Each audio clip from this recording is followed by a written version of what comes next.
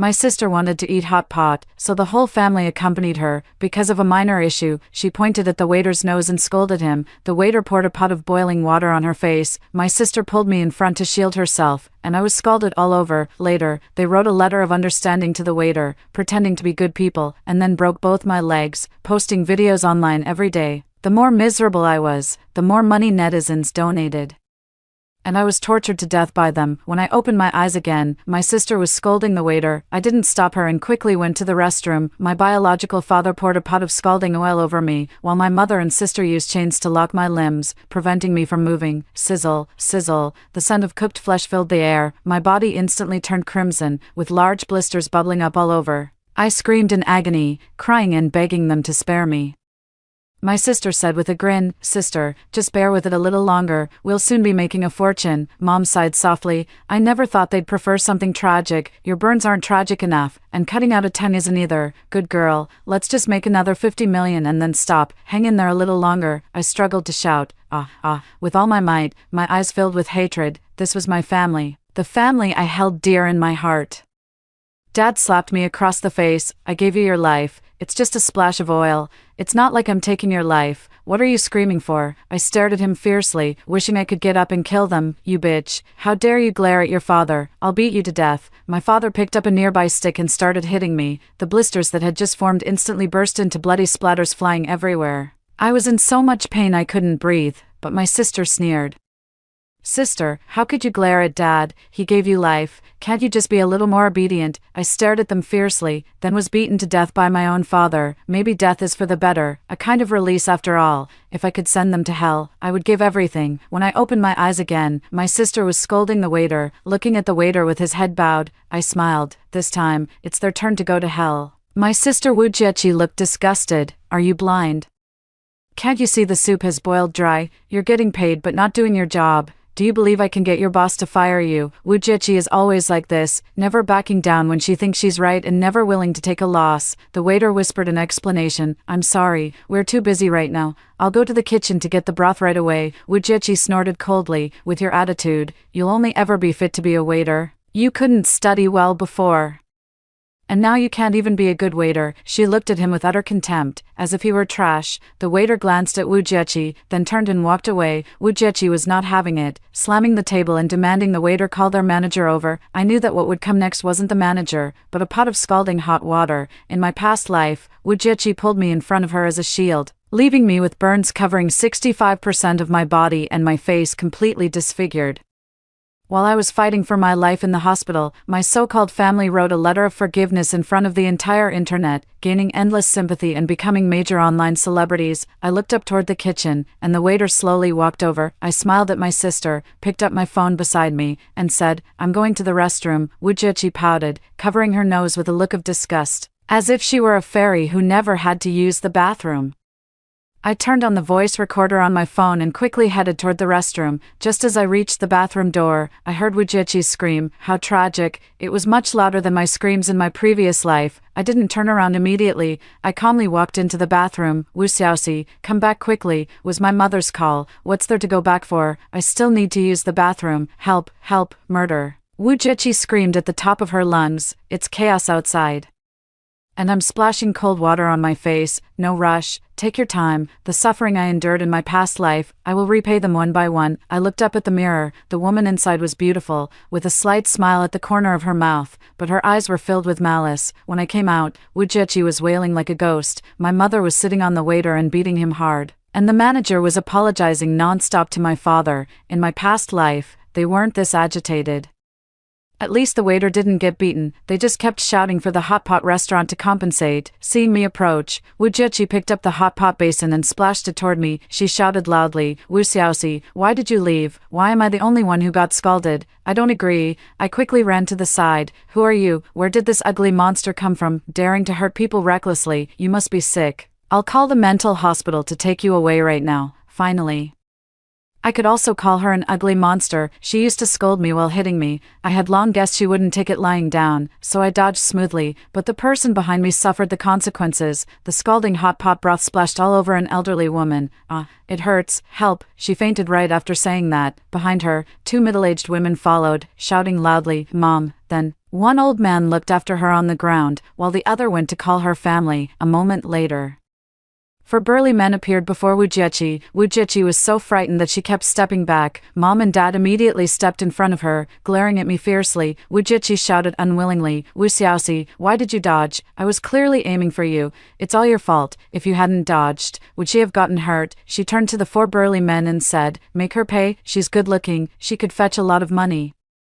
I'm not at all surprised that Wujiechi would say something like that. That's just the kind of person she is, I replied calmly. I don't know this woman who's been disfigured. I suggest you call the police right away. By the way, there are surveillance cameras here, and many people are recording videos. It's clear who did the splashing. Wujiechi can't possibly deny it. Dad snorted coldly, and Mom cried, "Xiaoxi, Chi-Chi is already so pitiful. Could you help her just this once? Please, help my foot?" I smiled broadly and said, "No way, she had ill intentions herself and brought this on herself. She deserves it." Just as I finished speaking, the ambulance arrived outside. They rushed to the hospital in a panic, but I didn't go alone. My parents pointed at my nose and cursed. But I still didn't go. My mind was filled with images of them tying me up, beating and scolding me. While I was in a deep sleep from the sleeping pills they fed me, they went live to sell their misery. They exposed all the burns on my body to the online audience, receiving donations from kind-hearted people. They also created many groups, posting my miserable state every day. And those who couldn't bear to watch kept transferring money to them. People like them should never be approached closely without proper equipment. I asked everyone who recorded the video one by one and had them forward one to me, mainly focusing on the thrilling moment when Wujiechi splashed someone. This time, I want to see how they pretend to be pitiful. I bought 3 surveillance cameras and installed them in hidden spots around the house. Then, I packed my luggage and returned to school. There were still 6 months until graduation. My parents were aware of the internship unit I had planned to join, but I decided to give up that job. Taking advantage of the relatively higher safety and lower costs at school, I was determined to equip myself. I bought a bunch of protective gear online and signed up for one-on-one taekwondo and sanda classes offered by the school club. I had just finished my run when my mom called me. "Cece, your sister is at the People's Hospital. Come over right away to help take care of her." She commanded me with a tone of absolute authority. I looked up at the sky, my face completely indifferent. I couldn't help but think of my past life, when I was alone in the hospital, and they were too busy seeking compensation to even spare the expense of hiring a caregiver. When it comes to Wujiechi, everyone must revolve around her. Seeing that I didn't respond, my mother shouted loudly, "Wu Xiaoxi, are you even human? Get in a taxi and come over right now." I chuckled softly. Have you forgotten how she picked up the hot pot and poured it on me? I'm not a saint. How could I possibly take care of someone who wants my life? Wujiechi, she deserves it. Mom was furious, and I heard the sound of a cup shattering. "Wu Xiaoxi, you're the older sister. Can you be more generous? Chi-Chi didn't do it on purpose. She's just in a bad mood." It's this sentence that I've heard countless times since I was little. I replied calmly. Everyone is experiencing being human for the first time. Why should I give in to her? You're her biological mother. That's your responsibility. You take care of her yourself. On the other end of the phone, my mother was breathing heavily, seemingly taken aback that her obedient daughter would say such a thing. After a moment, she said softly, "Cece, your dad is still at the police station. Could you help me get some toiletries?" No, I was terrified by Wujiechi today. And I don't want to see any of you right now. With that, I hung up the phone. They are simply not worthy of being parents. In my eyes, they have zero credibility. Seeing them, I even feel like killing them with my own hands. Half a month later, I overheard them on the surveillance camera planning to marry me off to a fool, using the 500,000 dowry to clean up Wujiechi's mess. I originally thought of running away, but I couldn't accept it. A plan flashed through my mind. The next day, the counselor found me at the Taekwondo club. "Your parents are at the school gate. They look very anxious, as if they have something important to find you about. Your phone isn't picking up, so hurry over and check it out." I didn't expect them to come so quickly. I obediently nodded, and after seeing the counselor off, I finished my Taekwondo class before leisurely heading out. Those two are quite bad, so I had pepper spray and a stun baton in my pocket just in case. At the school gate, my parents' faces were filled with anger. They had been waiting for over an hour and were already very impatient. As soon as they saw me come out, their faces immediately broke into awkward smiles. I stood behind the gate, looking at them calmly. My mother said softly, "Cece, we've come to take you home." Hilarious. When did I ever have a home? I shook my head. I'm about to graduate, and I'm working on my thesis. I need to go to the library to look up a lot of reference materials. So I really don't have time to go back. Dad glared at me fiercely and raised his hand as if to hit me. Wu Xiaoxi, do you believe I'll beat you to death? I believe it. Wasn't I beaten to death by him in my previous life? What wouldn't someone like him be capable of? Mom held him back. Cici, I know you're still blaming Jejia. You're both my daughters, and I can't bear to see either of you get hurt. Jejia's burns are very serious. She's disfigured. Please forgive her.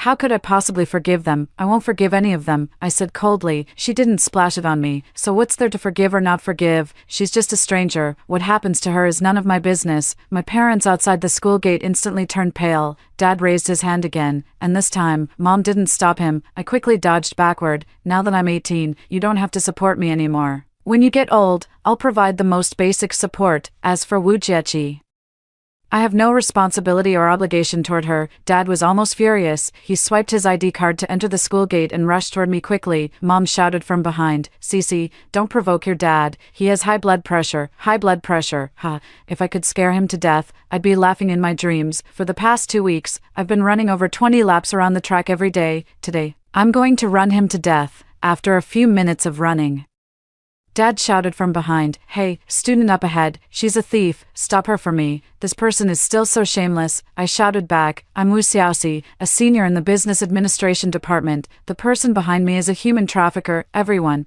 please help me call the police. 2 classmates nearby recognized me. She's Senior Wu. Everyone, hurry and help catch the human trafficker. Instantly, the sense of justice among the alumni surged, and they immediately blocked the person.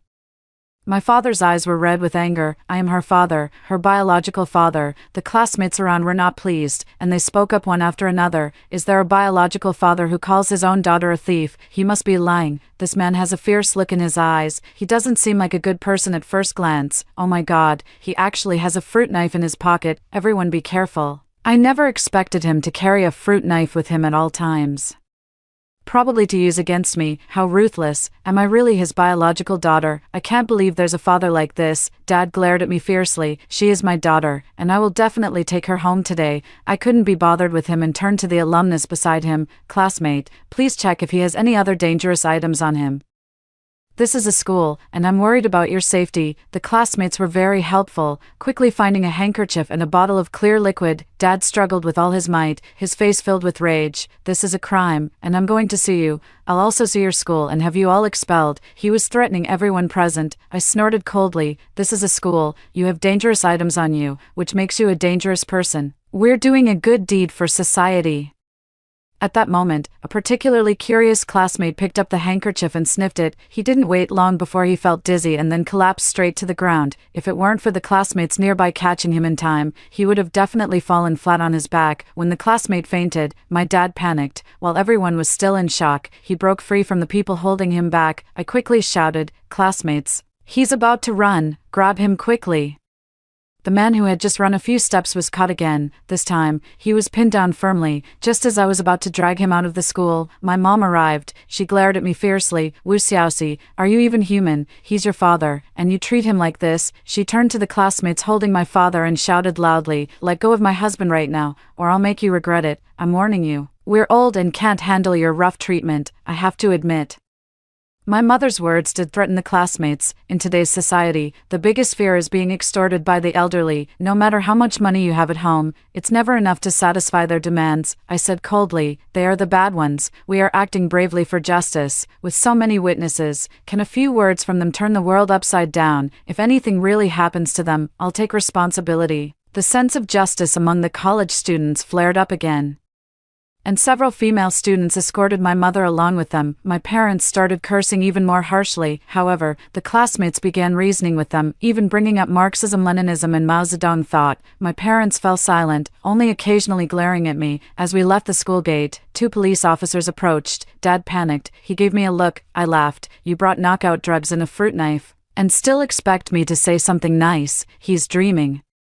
After briefly explaining the situation, the police gave my parents a cold glance. They refused to admit it, and my mother cried out in protest, Officer, she's our daughter, how could we possibly harm her? My father, his face filled with anger, said, this is our family matter, none of you have any right to interfere. With a choked voice, I said, Uncle Officer, they want to sell me to Myanmar, I'm so scared. I don't think they're my biological parents, can you help me look into it? My parents froze for a moment, a flicker of panic flashing in their eyes. Sure enough, there's a problem. No wonder you're so heartless toward me. My mother pointed at my nose and scolded. Wu Xiaoxi, do you have any conscience? We raised you for over 20 years, and this is how you treat us? An ungrateful wretch like you will surely go to hell. Is it called having a conscience when they beat me to death? They are the ones who deserve to go to hell, no matter how they tried to argue. After we took out the fruit knife and the knockout drug, we all went to the police station together. My parents still wanted to make excuses, but unfortunately, a group of college students testified against them. They were all taken into separate interrogation rooms for questioning. The impact of this incident has been very negative, with many students gathering to watch and countless videos being posted online. The police must handle this matter seriously, wiping away my tears.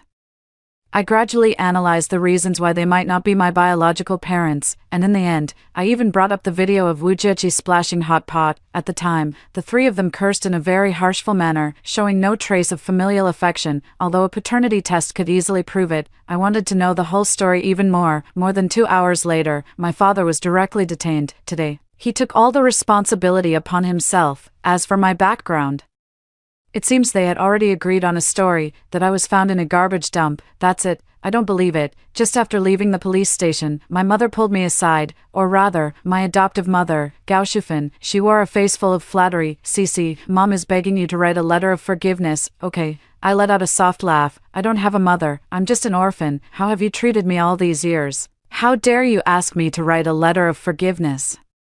Since I was little, they always made me yield to my sister. All the household chores were done by me, and I wore and ate only what my sister didn't want, living like a dog. I started working part-time in high school, and most of the money I earned was taken by them. It wasn't until college, when I secretly took on a few more tutoring jobs, that I managed to save a little money. Gao Shufan was taken aback for a moment, then forced an awkward smile. Cici, it was snowing that night.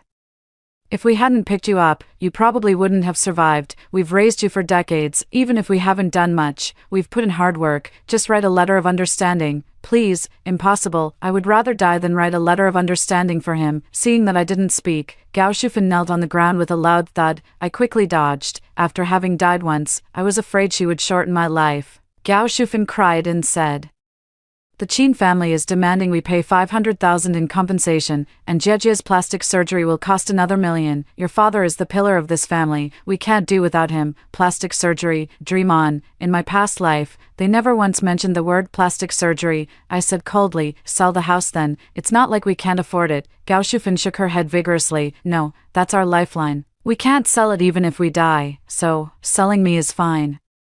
How hypocritical. I looked at her with a half-smile. Then let Wu Jieqi become a big influencer. She's so pitiful. Someone will surely be willing to donate money. Gao Shufan's eyes lit up, and she eagerly asked, how can I become a big internet celebrity? I laughed. This time, I want to see if they choose their daughter or the money. I said with a smile, post the burns on her body online. The more tragic, the better. If you want to go viral faster, write a letter of forgiveness for that waitress.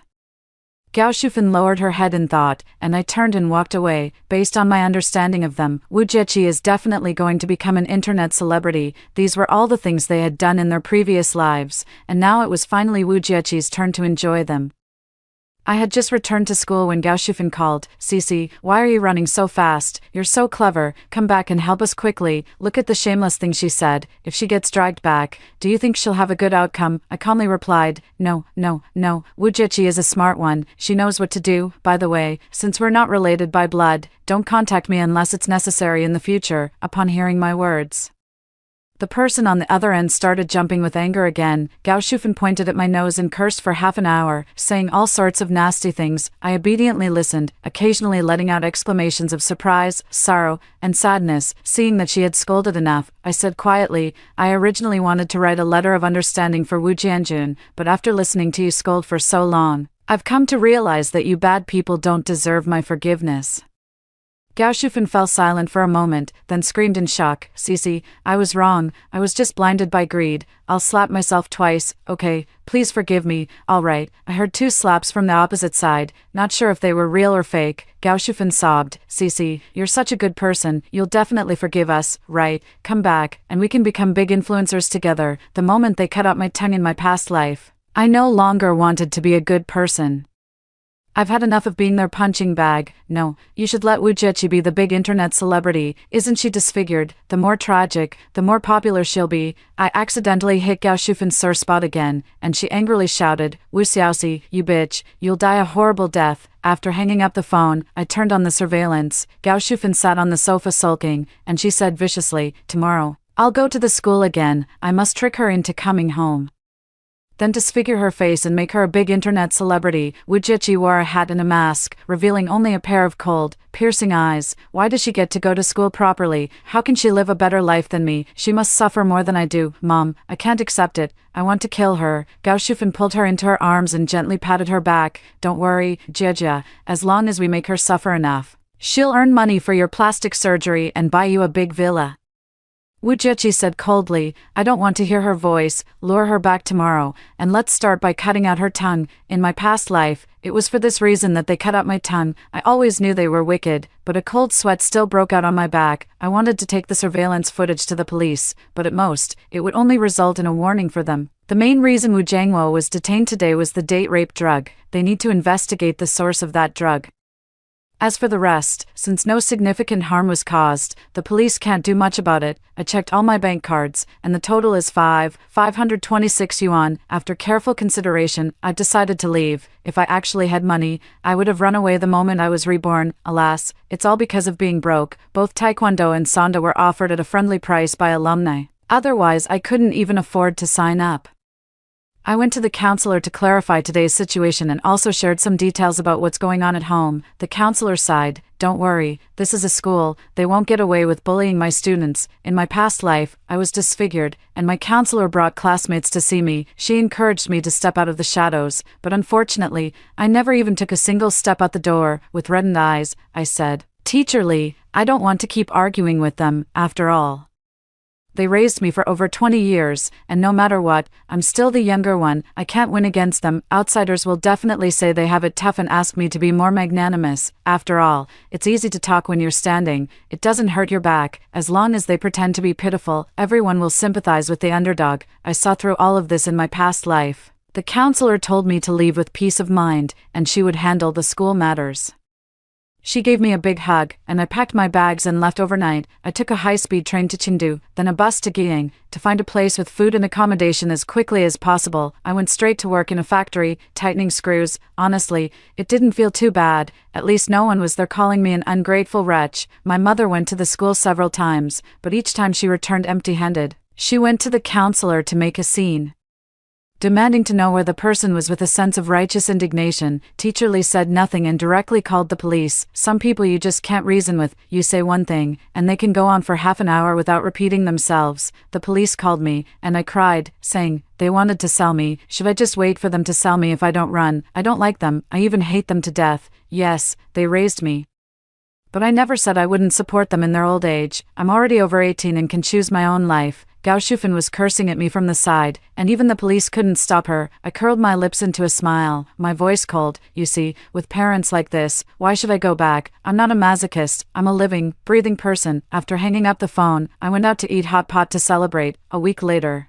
I came across Wu Jieqi's video online, where she was playing the victim.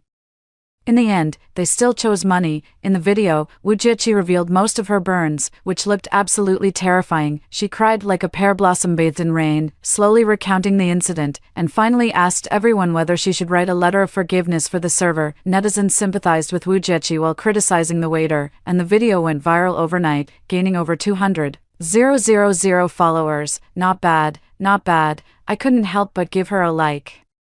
You have to stand higher so that the fall hurts more. The next day, Wu Jieqi live-streamed writing a letter of understanding, crying as she wrote, and even shared her Alipay account, hoping for donations from netizens. Gao Shufan softly remarked on how difficult it was, and incidentally mentioned that Wu Jiangwo had come to find me, only to be sent to the police station by me. Of course, she didn't mention anything about the knockout drug or the fruit knife, only saying that she wanted me to go back to spend time with Wu Jieqi, but was misunderstood and ended up in the police station. Every sentence was dripping with sarcasm aimed at me, and netizens were led by her, adding me to the list of those being cyberbullied. Well done. I had originally intended to let them enjoy themselves a little longer, but now there's no need for that. 2 days later, I heard they had given the letter of understanding to the server, and the donations had already exceeded 2 million, which was more than enough for them to handle. I immediately posted the video of Wu Jieqi scolding the server, along with the footage of her later pouring hot pot broth on someone. Caption: pitiful people often have their own detestable traits. I spent 1,000 yuan on boosting the video's reach and also commented under Wu Jieqi's videos to drive more traffic. Soon, the video I posted also went viral. Wu Jieqi's video was heavily criticized in the comments. Netizens were furious at the scammers who treated them like fools. Wu Jieqi tearfully claimed that it wasn't her, insisting the video must have been AI generated, and she was innocent. She also suspected it was the waitress who did it. After all, she had just sent out the letter of understanding when the video came out. Who else could it be if not her? Gao Shufan wiped her tears and asked everyone, "We don't want to be good people anymore. Can we get the letter of understanding back?" The attitude of netizens toward this video has changed again. Surprisingly, half of them still support them, a small portion remain skeptical, and the rest are criticizing them for pretending to be innocent. I don't understand what they're struggling with. It wasn't just 1 or 2 people who recorded the video back then. I have footage from 5 or 6 different angles.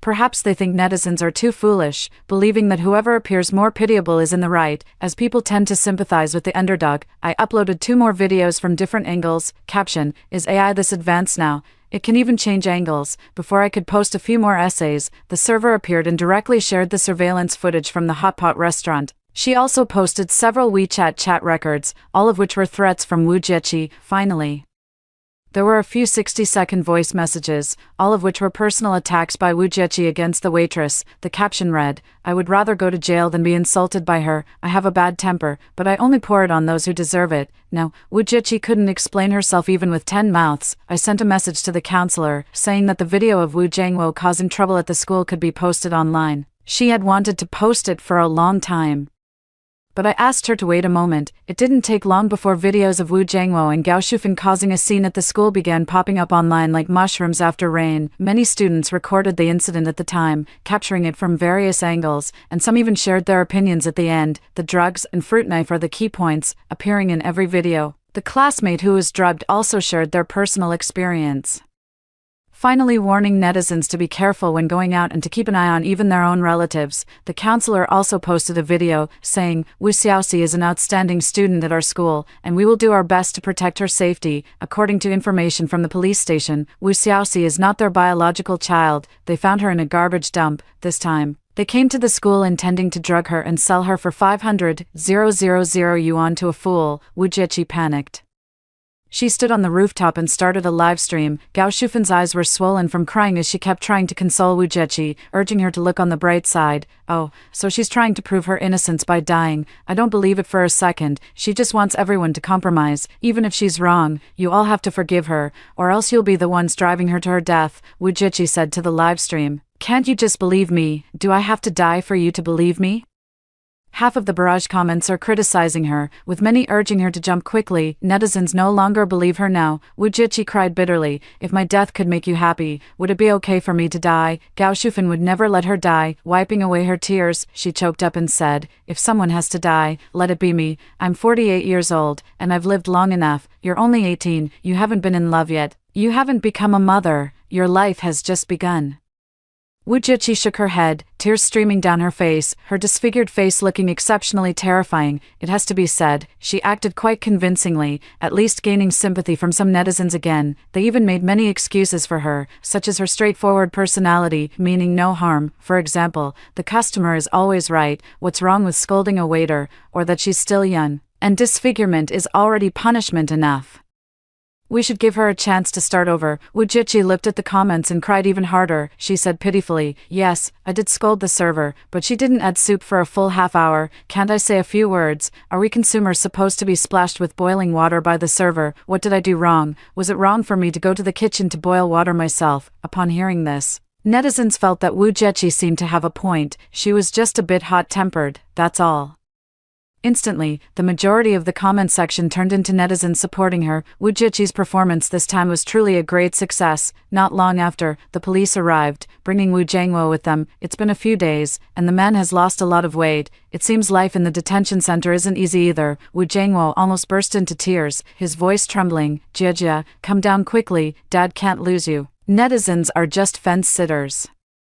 They don't understand anything and talk nonsense with their mouths wide open. The netizens who were implicitly criticized didn't dare to speak up, as they truly were fence-sitters. Wujichi looked at the comments, and her courage grew even stronger. She cried while pouring out her grievances. Her tears were nearly dried up. She wiped her eyes with her hand, and in an instant, tears streamed down her face again. From what I know about her, she must have something hidden in her hand. No wonder her acting is so good, the police officer explained beside me. Wu Jiangwo was detained to help us catch the criminals. Now that we've shut down the factory producing the knockout drugs, his contributions have offset his mistakes, and he can go home. Here's a reminder to all netizens: if you knowingly purchase illegal items, it constitutes the crime of handling stolen goods. According to Article 312 of the Criminal Law, anyone who knowingly conceals, transfers, purchases, sells on behalf of others, or otherwise covers up or conceals criminal proceeds or the income derived from them shall be sentenced to imprisonment of up to 3 years, criminal detention, or public surveillance, and may also be fined. In serious cases, the sentence shall be between 3 and 7 years of imprisonment, along with a fine. I already knew about this yesterday. The police informed me. He was lucky, Wu Jiangwo. It's good that he came out. Staying in prison for a while wouldn't have been meaningful and wouldn't have caused him much harm. Wu Jiangwo, with a face full of shame, bowed to the netizens. I don't deserve to be Jiejia's father. I didn't raise her well. If anyone should die, it should be me. I just hope everyone can be a little more forgiving toward her. She's only 18, still a child. Gao Shufan, standing beside him, also cried and said she wanted to die. These three were putting on a big show, all talk but their bodies were exceptionally honest. But the netizens didn't understand, and they kept making excuses for their past actions, even sending a lot of gifts to comfort them. The performance of these three was a great success. Wujichi's followers broke through 10 million, and she added another Alipay account to her profile after they ended the live stream. I turned on the surveillance. Sure enough, they returned shortly after. Gao Shufan looked smug. Not a bad idea, right? I came up with it. The live stream just now brought in over 1 million yuan in gifts, and there are still idiots transferring money to the Alipay account non-stop. Wujichi hurried to wash her hands, forcing out a terrifying smile. Thank goodness for the onions, or I really wouldn't have been able to cry. If it weren't for my acting skills, would they have taken our side? Wu Jiangwo laughed heartily. Good, good, my daughter is still the clever one, but Wu Xiaoxi, I want her dead. How dare that bitch treat me like this? If it weren't for the fortune teller saying that raising a child would bring us a son, why would we have raised her? I've raised her for over 20 years. What's wrong with marrying her off to a fool? Gao Shufan nodded repeatedly. Good, good, good, let's earn a few more million. Then sell Wu Xiaoxi to Myanmar, and we'll go abroad to live it up. Right. Chinese netizens are so easy to fool. I just pretend to be pitiful, and millions come rolling in. Feels like scamming a few billion wouldn't be a problem. I posted their voice recording online, but didn't include the video. They still have portrait rights, and if they complain, it'll be taken down. The entire 3-minute recording is filled with them insulting netizens the most. I wonder if the fickle-minded netizens will get angry.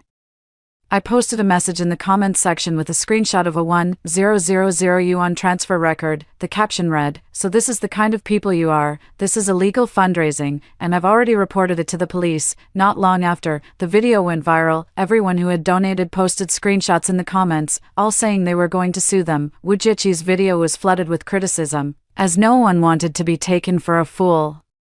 The three of them panicked and quickly posted a video claiming the audio was synthesized, that they were actually pitiful, and that everyone had misunderstood them. However, this time no one believed them anymore. Everyone compared the audio from the hot pot restaurant, and it was indeed their family. Wujichi went into a frenzy at home, and Gao Shufan called the police, claiming that someone had broken into their house. Otherwise, where did the audio come from? Soon, the police arrested them.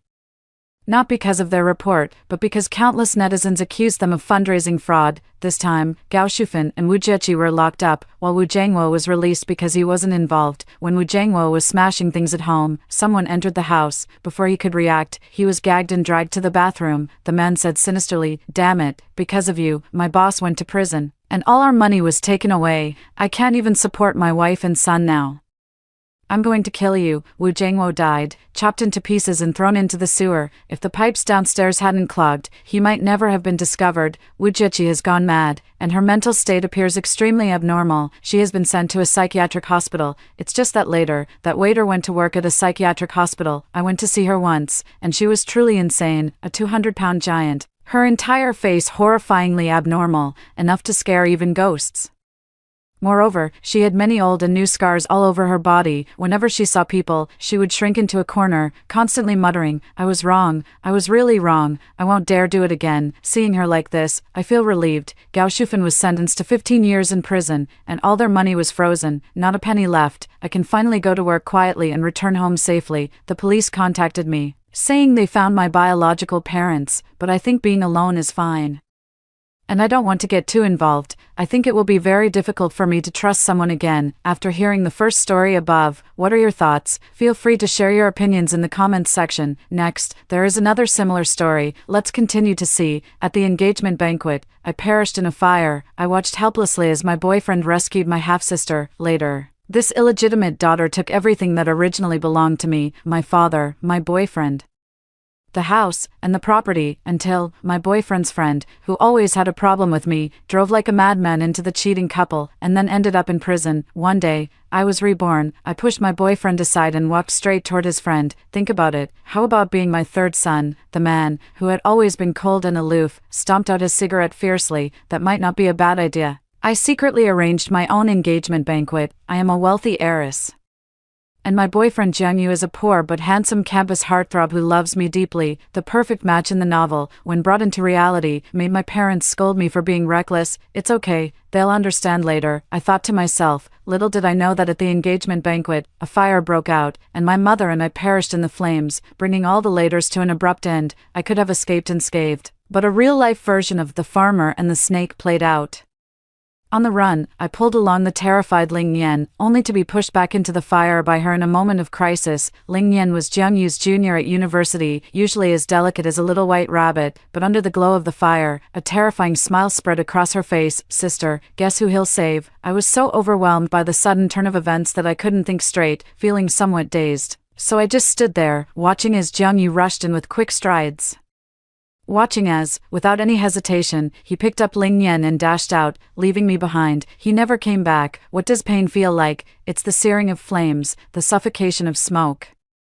Watching helplessly as fire devours your body, an agony so intense it feels like death, yet it pales in comparison to the pain of betrayal by a loved one, not even a fraction of it. And that's not all. After my soul broke free from the charred flesh, I hovered in midair, gazing down at the sea of flames below. Only then did I realize that betrayal was merely the surface. What was even more nauseating was the sinister scheme behind it all.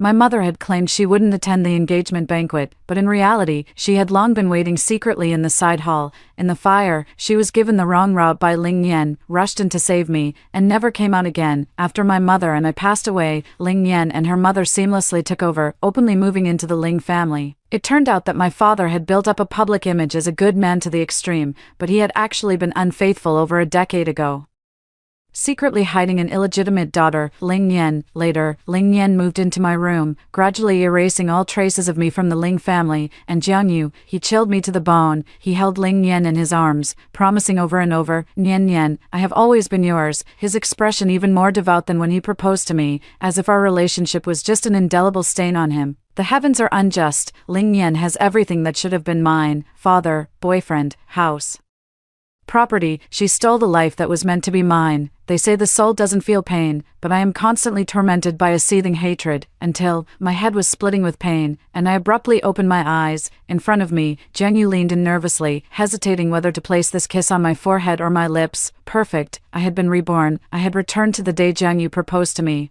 I silently clenched my fist.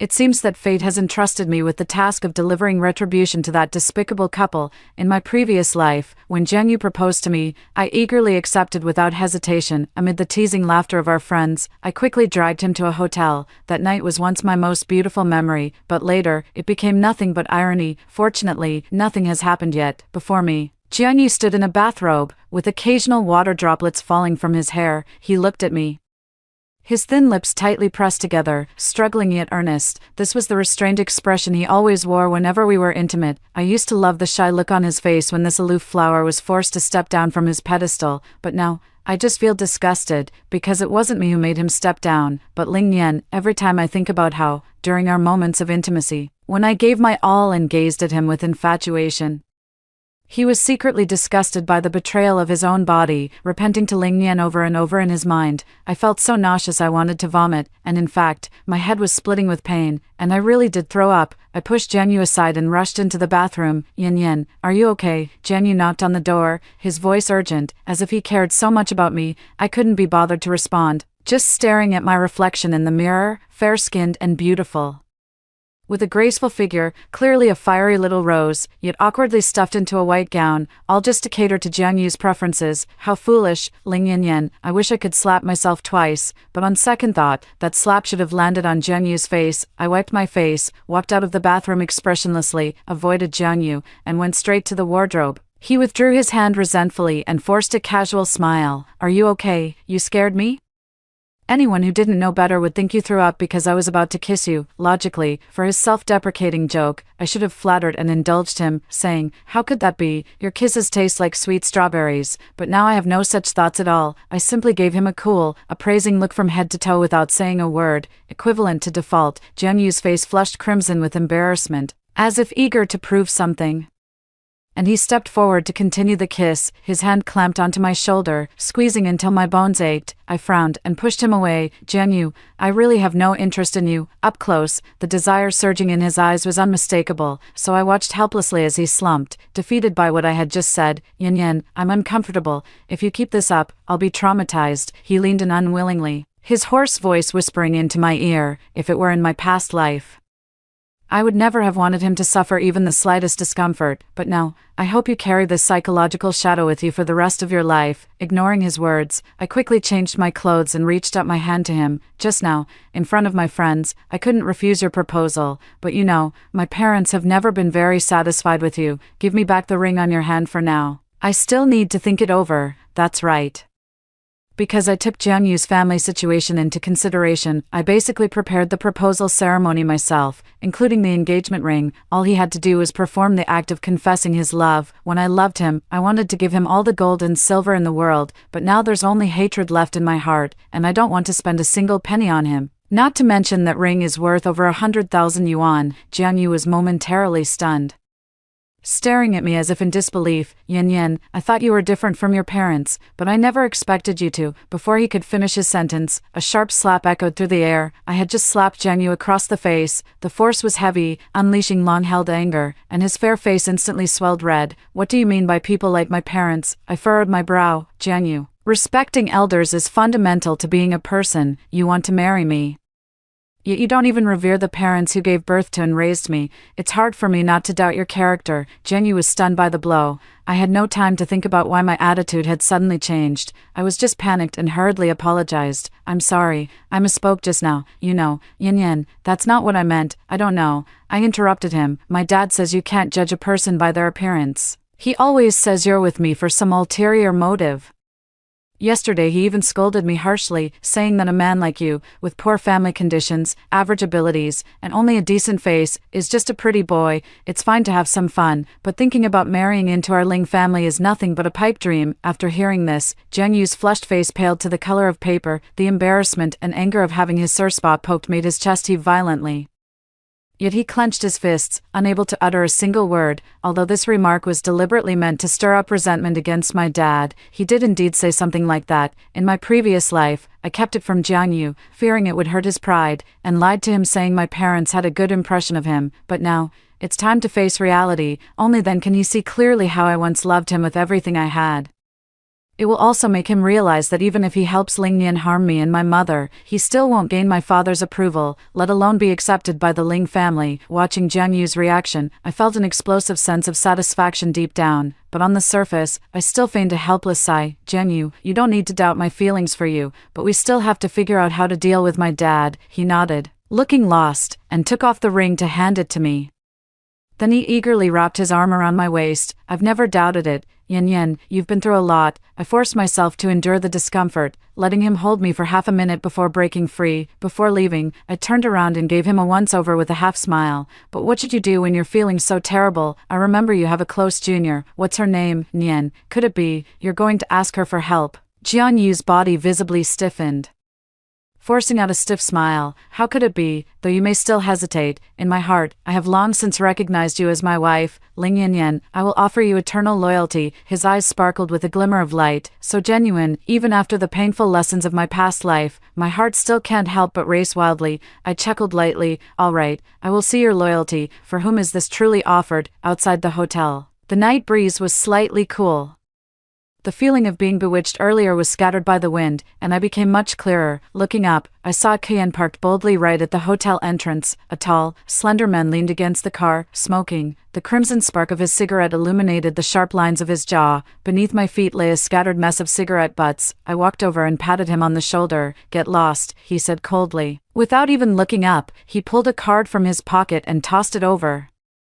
100,000, plus the previous 100,000, should be enough to cover the fines for throwing cigarette butts all night, right? I inexplicably took the bank card and replied with a smile. Thank you, boss, for the generous handout. You're really generous. He looked up, his dejected expression instantly turning into surprise. Xiaoyan, how did you? He started to say, but the corners of his mouth, which had lifted, were forcibly pressed down again. A woman who just accepted a proposal shouldn't be having a passionate time with her fiancé right now. Why did you come down? I sighed silently in my heart. This is Louis Zhou, Jiang Yu's good friend from university, and also the son of the Lu group. In my previous life, I was also curious about how two people from completely different worlds could become such good brothers. But I didn't dwell on it too much because Louis Zhou was just too annoying. Whenever he saw me, he would either snort coldly or make sarcastic remarks, and I always instinctively kept my distance from him, so who could have imagined? Later, it was only him who, when everyone else had forgotten about me, insisted on uncovering the truth behind that fire. In the end, he drove like a madman, crashing into Jiang Yu and Ling Yan. The adulterous couple ended up with one dead and one injured. Although the Lu family was wealthy and influential, they couldn't withstand the pressure of public opinion. And Louis Zhou ended up behind bars, yet he smiled calmly in court, saying he had no regrets. No, I look at the person before me, a strong scent of tobacco, yet beneath the weariness, the sharp aura of a prodigy remains unmistakable, a world of difference from the emaciated figure he was when he entered prison in his previous life. My throat suddenly tightened, and I sniffled. You didn't know I'd come down. So why are you waiting here, in a hurry to pay a fine, amidst the swirling smoke? Louis Zhou lazily raised an eyebrow. I'm waiting for my own reasons, and I can afford the fine. What's it to you? After saying that, he took off the gray coat over his black suit and draped it over me. Some foolish women should just mind their own business, running around without even wearing enough clothes. This person is perfect in every way, except for having a mouth. If not for starting a new game, who would have discovered this awkward soul? I didn't feel cold at first, but being wrapped in a coat still warm from his body, the sudden contrast between cold and warmth made me shiver violently. Louis Zhou frowned slightly, threw the cigarette he had just lit onto the ground and stamped it out, then without a word, pulled me and pushed me into the passenger seat. How long have you been waiting here? I rubbed my hands together. What if I hadn't come down? He turned on the heater, leaned over to help me fasten my seatbelt, and showed no intention of answering. I silently calculated in my heart, as Jiang Yu's brother, Louis Zhou was one of the witnesses to the proposal just now. In my previous life, I was immersed in immense happiness, with my heart and eyes filled only with Jiang Yu. I couldn't even notice others' reactions. As soon as I agreed, I eagerly pulled him away to the hotel. After that, we ordered food, ate, showered, and throughout it all, we were wrapped up in sticky, affectionate embraces, counting it up. If Louis Zhou had followed us to the hotel back then, he would have waited at least 3 hours by now. Just like that, waiting aimlessly, I gave him a deep, meaningful look. So, in my previous life, the one where I didn't run down, how long did he wait here, and how many packs of cigarettes did he smoke? What are you staring at? Never seen a handsome guy before. Louis Zhou uncomfortably turned his face away. I composed myself, pinched his chin, turned it back, and forced him to look at me, honestly. I've never seen anyone this handsome, so, how about considering being my third wheel? Louis Zhou's expression suddenly darkened as he coldly questioned, Ling Yan, do you know who you're talking to? The young master of the Lu family, the heir to the Lu group, but all of that is so boring. Of course I do. I unbuckled my seatbelt and suddenly leaned in close. Her finger tapped lightly on his chest, one after another. Her voice lowered as if whispering a secret.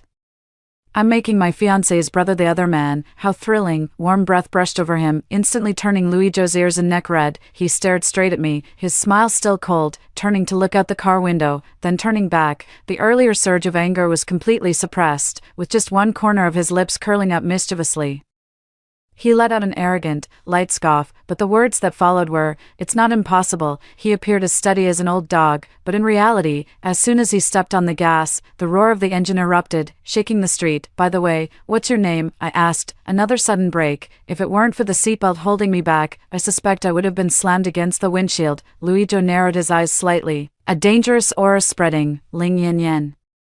"Are you sure you want to treat me like this?" It's quite a cowardly thing to say, but his expression is still pretty arrogant. I sheepishly shrunk my neck back. I'm sorry, Luigi. Of course I know, but in fact, at this time in my previous life, I didn't even know his name. I only remembered that he was quite annoying. The car had been driving for over 10 minutes before Luigi leisurely asked me where I wanted to go. I stretched lazily. "Anywhere, just find me a place to sleep."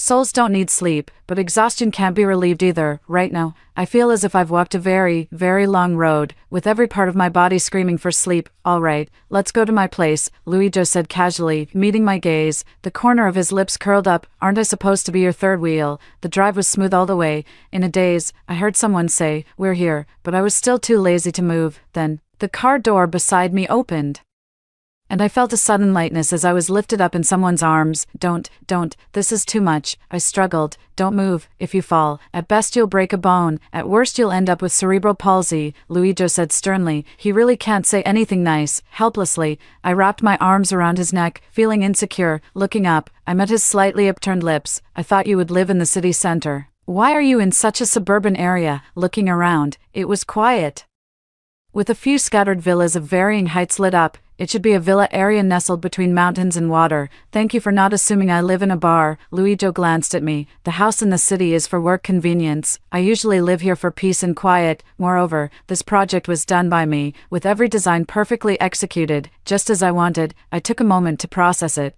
This was Yanxiao Residence, a highly successful standalone luxury housing project in recent years. My mother had previously forced me to study the materials and gave me a harsh lecture, saying that while other family successors had already achieved success, I was only focused on dating. In my previous life, I didn't take it seriously, but now I genuinely feel a bit ashamed, especially since I'm currently lying in the arms of someone else's child. As soon as Luigi entered the house, he carried me straight to the bathroom. I struggled to jump down, overwhelmed by drowsiness. No need. I can't wait to sleep." He paused, with a half smile. "So eager. That works too." With that, he leisurely took off his coat and tossed it onto the sofa. Walking towards me, he undid his cufflinks as he moved, loosening his tie with one hand. His steps were lazy, yet his presence carried a powerful sense of oppression. In just a few steps, he backed me against the wall, one hand braced beside me, the other reaching toward my back. The zipper was pulled open, and a chill spread across the exposed skin of my back, finally jolting my mind into motion. "Wait, what are you going to do?" Luigi's eyes darkened as he asked in a low voice. "What do you think? Didn't you ask me to be the third wheel?" His hands never stopped moving, and soon, his shoulders were exposed to the slightly cold air. Two flickering flames began to dance lightly in his eyes. "This is just too intense." My scalp tingled as I finally realized that Luigi was seriously playing the role of the other man. With an awkward smile, I held up the barely covering skirt with one hand and shielded myself with the other. "When I say sleep, I mean just sleep. My head is killing me. Please just let me get some rest first." Luigi stared intently into my eyes for a long moment before finally giving in, loosening his grip. "So I deserve to be messed with like this, huh? I won't let you off easy tomorrow morning," he said coldly, then helped me zip my clothes back up. I walked to the living room, took a glass of ice water from the refrigerator, took a couple of sips, and then casually pointed. "The room on the second floor is my bedroom, and next to it is the guest room. You can choose any place to sleep." Seeing that I didn't move, he narrowed his eyes slightly, raised his eyebrows, and added, "You are the second woman I've brought into this house. The first was my mother, all right, but this sleep was not very restful for me. In the dream, the fire blazed once more, and my mother's figure was engulfed by the flames. The scene then shifted to Luigi wearing a prison uniform, his figure gaunt as he walked the path toward the prison. Powerless and filled with regret, I cried out desperately, my heart aching as if it were about to be torn apart. Later, an arm scooped me into an embrace, my back pressing against a warm chest. "It's okay. It's okay, be good." A soft whisper reached my ears, and I finally fell into a deep sleep. Awake, I groggily opened my eyes to see Luigi leaning against the wall, not too far and not too close, as if he had been waiting for a long time. "Good morning," I said, stretching lazily. Suddenly remembering that a certain stubborn person had said he wouldn't let me off in the morning, I abruptly froze mid-motion. "It's already noon." Young lady, the awkward one himself seems to have forgotten. Just giving me a glare and tossing over a t-shirt, make do with this. I let out a long sigh of relief. Luijo's clothes hung loosely on me, the hem reaching down to the middle of my thighs. I simply went bare-legged, clattering down the stairs in my slippers. Is there any food? I'm so hungry. As soon as I spoke, I was met with a smiling face, a face I will never forget in my life. Why is she here? I asked, pointing at Ling Yan. Luijo, dressed in dark loungewear, leaned leisurely on the sofa, holding a cup of hand-ground coffee, seems unfazed by this battlefield of emotions. It seems as if it were done on purpose, and they are pleased to see it succeed. Oh, Ling Yan said she was going to bring me some crabs, and I thought you liked them, so I asked her to come over. I look at the dining table, where the carefully separated crab roe and crab meat are arranged in porcelain white bowls, accompanied by a prepared ginger vinegar sauce. There are also a few steaming, delicate snacks, clearly prepared with great care. Luijo is Jiang Yu's university roommate, and Ling Yan is Jiang Yu's junior. It's not surprising that Luijo and Ling Yan know each other, but it's quite interesting. So this little green tea is stringing Jiang Yu along while secretly cozying up to Luijo. Plan A is the return of the wealthy heiress. Plan B is becoming a rich and powerful wife. She's playing both sides and excelling at both. When Ling Yan saw me, her smile froze for a moment before quickly turning even sweeter. Sister, what are you doing at Brother Ijo's place? Her gaze fell on my legs as she casually asked, did you just wake up? My eye twitched violently. Fuck, I had just secretly found a third party last night. Hadn't even slept with them yet. And today I got caught by my boyfriend's cheating partner. I turned my head and glared at Luijo. The instigator of all this was leisurely sipping his coffee. Meeting my gaze, he simply gave a faint smile and mouthed the words, it's fine. He's clearly just watching the fun without caring about the trouble. But don't panic, this is actually good. I pulled out the chair and sat down, giving a lukewarm hum as I looked at the hairy crab on the table. This is from your family's shop, right? Ling Yan awkwardly waved her hand. How could my family sell these? They were given by a friend. I thought Brother Ijo would like them, so I'm just passing on the kindness. Still pretending. Ling Yan's mother is in aquaculture. There's nothing shameful about making a living with one's own hands, yet Ling Yan has never been willing to admit it. Before being recognized by the Ling family, she always pretended to be a little princess, acting as if she were above worldly concerns. But Jiang Yu was well aware of her background. Later, I found out that she often played the victim in front of Jiang Yu, claiming that I looked down on her, like a delicate white flower enduring bullying. It's laughable. I never once looked down on her. I don't have her in my eyes at all. But since I've already been labeled as looking down on others, I might as well live up to the accusation. With a forced smile, he looked at Ling Yan and said nonchalantly, wait, that's not right. I remember your family is in aquaculture, running a small shop, right? If these crabs aren't from your place, are they from the shop next door? She let out an ah and nervously looked at Luijo, flustered as she explained, sister, don't talk nonsense, our family is in business. I really can't stand her way of dividing people into different classes. Aquaculture is also a business. Don't look down on people in the primary industry. Okay, especially when that person is your mother. Ling Yan's eyelashes fluttered, her expression on the verge of tears, still wanting to argue, but I leisurely shifted the focus. Don't be embarrassed. Jiang Yu told me all this. He even complained to me that you smell fishy, and it's absolutely disgusting. Although such rude words were said behind your back, I still have to apologize on his behalf. A person like Ling Yan, who values face to the point of being almost hypocritical, is full of weaknesses. Even a slightly teasing remark is already unbearable humiliation for her, let alone such direct disdain. Moreover, I said it in Jiang Yu's name, and Jiang Yu knows her inside out. Ling Yan stopped explaining, afraid that I might bring up more dirt in front of Luijo. The knuckles of her fingers gripping the edge of the dining table turned white, and her whole body trembled slightly, though she tried desperately to hold back. Tears still fell like broken strings. Don't cry, don't cry.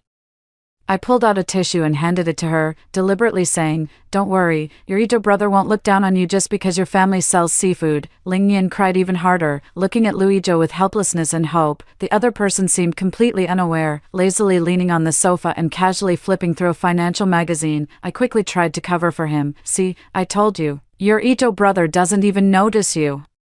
Ling Yan was on the verge of a breakdown, feeling utterly embarrassed. She could only bid farewell with a few sobs. I'll be going now, Brother Ijo. All right, take care. Although Ling Yan shot me a subtle glare, I generously responded with a bright smile. My heart felt so light and joyful, it was almost bubbling over. Humming a little tune, I swept everything on the table into the trash can, watching Ling Yan flee in a panic.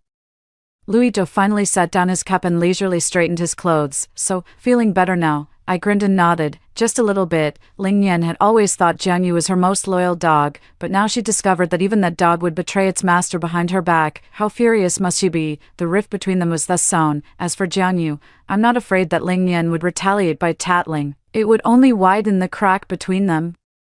Two vicious dogs fighting in the same den. The drama is thrilling enough. Shouldn't it be my turn to have some fun now? Louis Zhou leaned back, spreading his hands, a posture that seemed to be waiting for me to throw myself into his arms. A flash of inspiration struck, and I leaned down, suspiciously drawing closer. By the way, do you also know something? I thought Louis Zhou had also been reborn. Otherwise, how would a character like Ling Yan, who doesn't even qualify as an NPC, be called over by him to deliver something like hairy crabs? But no, he just heard my hatred for Ling Yan from my sleep talk last night and called someone early in the morning to vent my anger. Perfect, but the problem is, I shouldn't have leaned over. Louis Zhou's clothes are too loose on me, the collar gaping wide. The previously stiff and awkward someone, in just a few words, had their gaze turned scorching hot. Before I could ask a few effective questions, the world spun, and I found myself lying on the sofa. Last night was because of her, right? You found out she and Jiang Yu had already gotten together, which is why you were so angry you couldn't sleep all night. He pinned down my struggling, flailing hands, his slightly hoarse voice murmuring in my ear. I have plenty of ways to deal with people like that.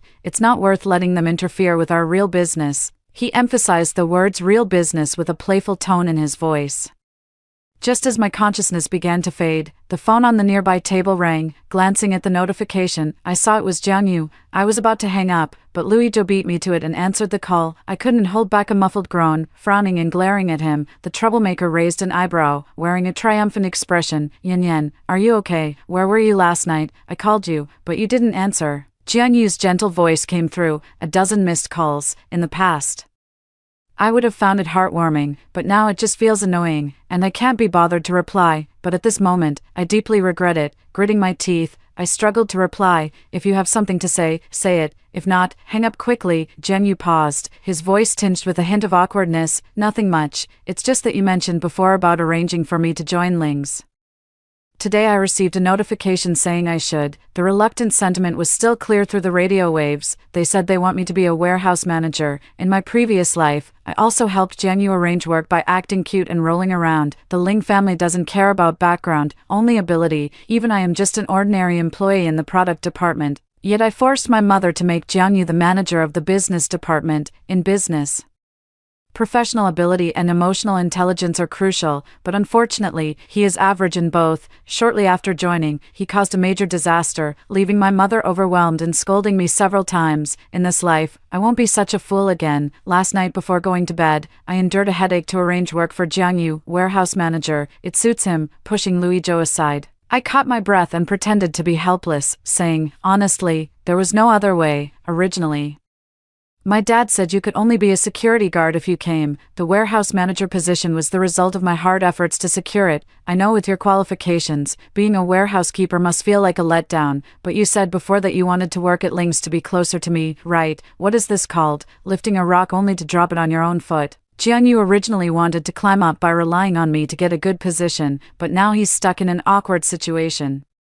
Sure enough, there was a moment of silence on the other end of the phone. Louis Zhou let out a light, mocking laugh, full of sarcasm. Yan Yan, who are you with? Jiang Yu noticed. In an instant, I was scared out of my wits, sitting up and tightly covering Louis Zhou's mouth. No one. Oh, maybe it's the driver. He's rushing me. Gotta go. Talk later. Bye. Guilty as a thief, I quickly turned off my phone, yet my palm felt a warm, damp, and soft sensation. My heart skipped a beat, and I quickly withdrew my hand, glaring at him with no real threat. Really treating me like a servant now. He smiled coolly, leaned down, and lowered his head close to the side of my neck. The collar couldn't hide the hickey on my neck at all. Before going out, I wanted to wear a scarf, but was stopped again. Don't, it looks quite pretty. Louis Zhou rubbed the red mark with his thumb, admiring his masterpiece with great satisfaction. I stepped on his shiny shoe with my slender high heel.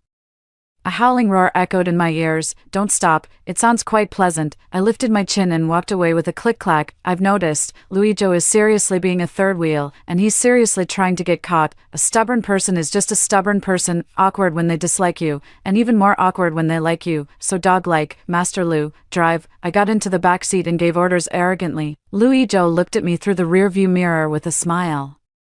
Squeezing out a few words through his teeth, "All right, please sit tight." On the way, we unexpectedly ran into Ling Yan. This area is the suburbs, and it's indeed hard to get a taxi, but it's not like we have to walk all the way back. Sure enough, the car window rolled down, and Ling Yan's delicate voice trembled slightly, with the fragrance of tea wafting out. "Brother Ijo, I sprained my ankle. Can you take me to the hospital?" Lu Ijo didn't even move his posture, only turning his head to glance. "You shouldn't move around carelessly with a sprained ankle. It's better to call 120 for professional help." I rolled down the rear window and smiled under Ling Yan's astonished gaze. "Right, you should call them quickly, or else your foot might heal on its own in a bit." I patted the front seat again. "Hurry up and drive, Master Lu. I've really spoiled you," Luijo sneered as he finished speaking, rolled up the car window, and stepped on the gas to drive away. Through the rear windshield, I watched Ling Yan's lonely figure quickly shrink to a tiny dot. I laughed out loud. Tea ceremony doesn't work on everyone. The more clear-headed a person is, the more they know that the tea is full of bewitching potions. Ling Group. Before knocking on my mother's office door, I felt a wave of anxiety in my heart. After being reborn, I have worried countless times that everything was just a dream, and now this worry is especially strong. I really want to see my mother again. In my past life, I resented her for nagging, for controlling me too much, and for caring more about the company than about me, her daughter. But in the fire, she was the only one who rushed in to save me without a second thought. At the time, I tried to stop her, to tell her I was already dead, but she ran too fast, passing through my spirit again and again, seeing someone pull her back at the last moment. I was immensely relieved, but later, I still watched helplessly as she rushed in, because she said that without me, she couldn't go on living either. Watching me take deep breaths repeatedly, Luijo found it amusing, but still affectionately squeezed my palm. "It's okay, don't be afraid." I nodded and pushed the door open. The afternoon sunlight was pleasant. My mother was resting her chin on one hand, seemingly dozing off, with a thick stack of financial reports under her arm. I pulled up the blinds to block the direct sunlight. When I turned around, she was already awake and had put her glasses back on. Through the cool lenses, her gaze added a touch of sternness. "You still remember to come to work. Skipping half a day counts as a full day's wage deduction." I stuck out my tongue and leaned in to nuzzle her. "I'm sorry, I won't do it again." She snorted with a laugh through her nose. "Here we go again with that." But her hand gently patted the top of my head. "You're in your 20s now, yet you never seem to grow up." His gaze fell on the hickey on the side of my neck, paused briefly, and finally sighed helplessly. He lowered his head to search through the drawer and pulled out a document. It was Jiang Yu's resume. "You mentioned before that you wanted to arrange a managerial position for him, but after my assessment, it doesn't seem suitable. He lacks experience. In my previous life, I thought my mother's refusal to let Jiang Yu become a manager was intentional and that she didn't understand his abilities at all. Only now do I realize she understood all too well." I took the resume from her hand. "No need, I've already arranged it for him." Before she could frown, I quickly added, "Warehouse keeper, warehouse manager, he should be able to handle it." As I massaged her shoulders gently, "Mom, don't worry, I won't be willful anymore, by the way."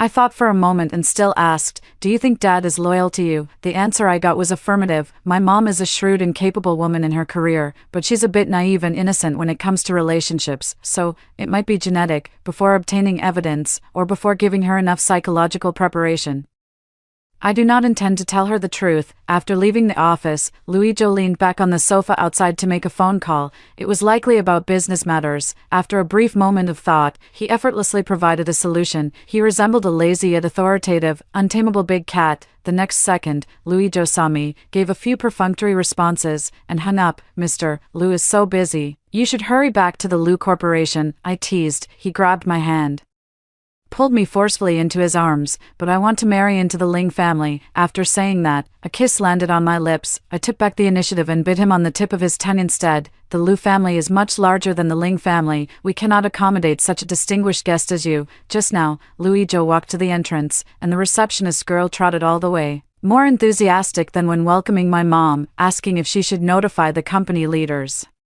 It was only after he pressed it down and repeatedly declared that he wasn't there to discuss business that we could quietly hide on the sofa and talk. Luijo winced in pain, pinched my chin with a domineering gesture, but what came out of his mouth was, "Then I'll give you the Lu Group as a betrothal gift." I pondered with a serious expression. "Such a grand gesture, huh? Then I'll reluctantly consider letting you move up the ranks." After the laughter and banter subsided, Louis Joe took out a stack of materials. They still carried a faint warmth, having just been printed. I had someone look into the things you wanted, he said. I quickly skimmed through them. Enough, even more than I thought. Xiaoyan, what do you need these for? He sensed something unusual. Jiang Yu cheating on Ling Yan isn't that complicated. If it were just cheating, it would be easy to handle. Unfortunately, there's also a malicious scheme behind it, involving my parents.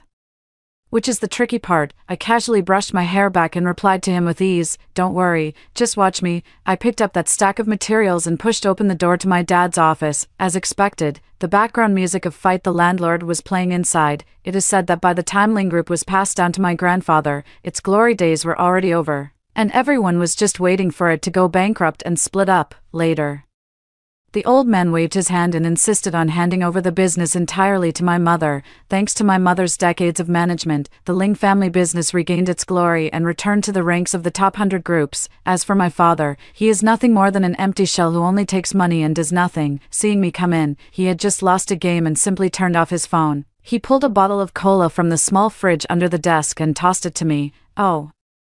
Little Yen is here. Want your dad to take you somewhere to play." In my past life, compared to my mom, I preferred my dad because he never bothered me, but after seeing everything that happened later, I realized that not bothering me was simply because he didn't care. He is a man with little heart, indifferent to Ling Yan and her daughter. The only one he truly cares about is himself. Understanding this, I set the cola aside, pushed the stack of documents toward him, and lowered my voice with a serious tone. "Dad, you're in trouble." My father, seeing my serious expression, put away the smile on his face. He rarely took the time to look at the materials seriously. As soon as he looked, his face turned red and then pale, with fine beads of sweat breaking out on his forehead. The materials were about Ling Yan and her mother, from my father's affair, to Ling Yan's birth certificate, and the later financial transaction records of my father secretly giving them living expenses. Everything is there. I tapped my fingers on the table. This person named Ling Yan secretly sent these to her home, but I intercepted them. "Dad, they want to blackmail you." Without even mentioning the affair, I played the role of the indiscriminate, foolish daughter, completely siding with my dad, indignantly standing up for him.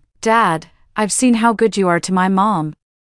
How could you possibly cheat on her behind her back? Isn't that just beastly behavior?" My dad chuckled, pulling out a tissue to wipe his forehead. Of course, Dad, don't worry." I pressed down heavily on his shoulder. "Mom, and I definitely won't let these despicable people get away with it. They'll get what's coming to them." With that, I strode out angrily, fuming with rage. Just as I reached the door, my dad called out to me, "Don't tell your mom about this yet.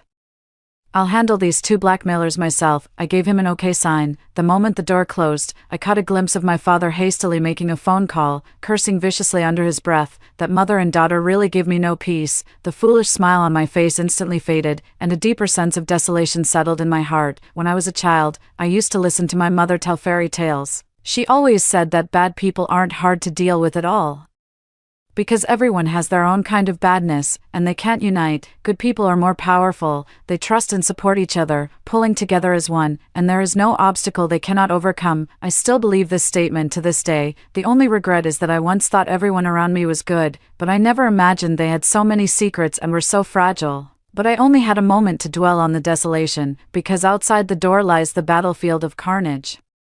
Jiang Yu is chatting with Louis Zhou. Jiang Yu is holding the newly issued work badge, saying something. Louis Zhou responds intermittently, his gaze constantly darting over here. In an instant, I was horrified and turned to hide back in my dad's office. "Yan Yan, you're here," Jiang Yu called out to me, walking over to take my hand, his gesture natural and affectionate, only his eyes held a hint of surprise, because today I was wearing a red dress and had styled my hair in big waves.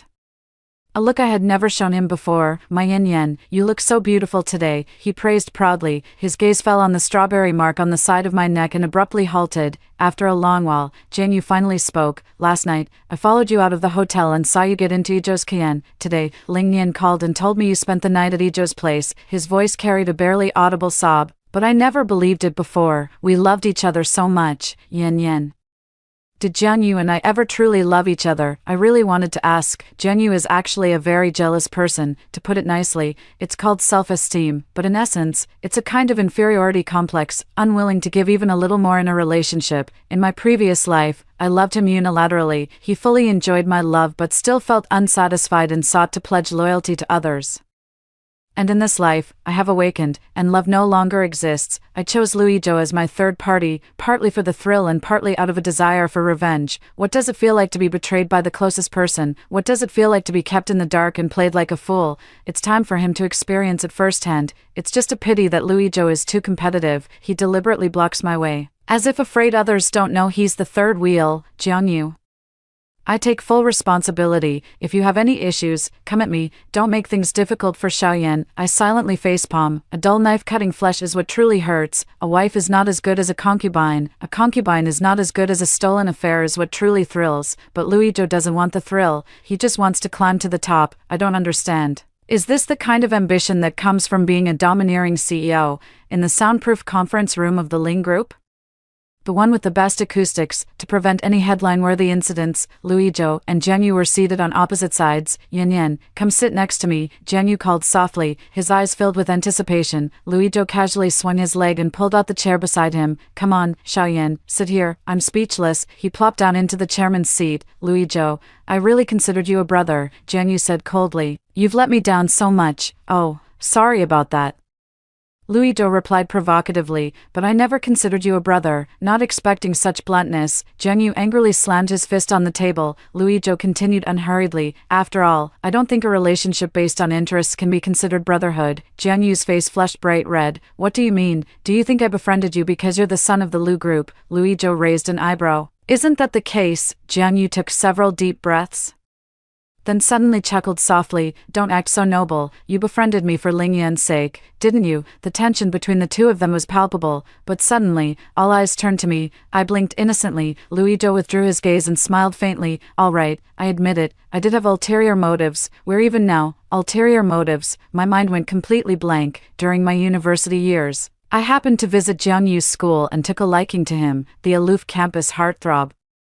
To pursue him, I would frequently go to his school, treating him to meals, drinks, and entertainment. Back then, he was always accompanied by his cold-faced friend, Louis-Jo. Every time I see this great deity, my heart trembles, seeing that he's always somewhat reluctant. I even advised Jiangyu not to bring him along. I hadn't expected it. Louis-Jo actually had ulterior motives and actively approached on his own. I started coughing violently, and in the blink of an eye, the two of them had already walked up to me. A bottle of mineral water with the cap unscrewed and a cup of warm water mixed just right were urgently handed over. The moment I took the warm water from Louis-Jo, Jiangyu's eyes turned red at the corners, veins bulging on his forehead, and he violently threw the bottle to the ground. With a bang, I was so frightened that I screamed and covered my ears. Jiangyu had always been gentle and refined. This was the first time I had seen him angry.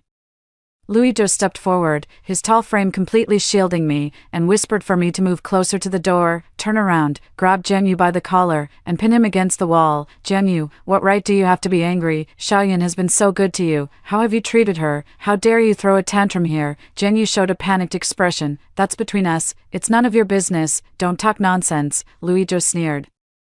I didn't interfere before because I respected Xiaoyan's choices, but now, her matters are related to me. Glancing at me, she raised her eyebrow smugly. I'm her third wheel now. I almost spat out a mouthful of blood. Louis-Jo is probably the most arrogant and proudest mistress I've ever seen in my life. Faced with such a provocative person, Jiangyu struggled to pull his hand away, without success. He could only look at me with a flattering gaze. Yan, stop making a fuss.